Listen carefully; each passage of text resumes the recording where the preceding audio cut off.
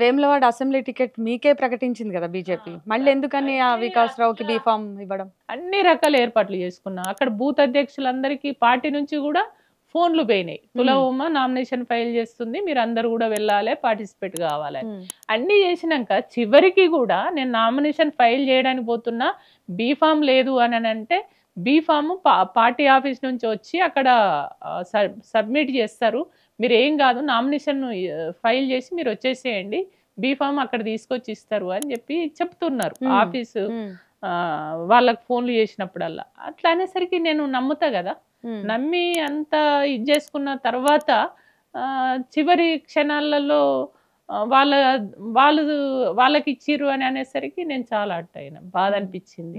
అంటే ఈ రకమైనటువంటి మోసం చేయొద్దు కదా, ఇయ్యమని అంటే ఇయ్యమని చెప్పేసి ముందే చెప్పాలి.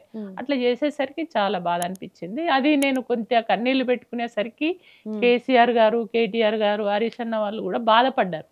అరే మన అమ్మాయి, మన ఆడబిడ్డ పోయి గడ కన్నీళ్లు పెట్టుకొని బాధపడుతుంది అని చెప్పేసి వెంటనే ఫోన్లు చేసిర్రు.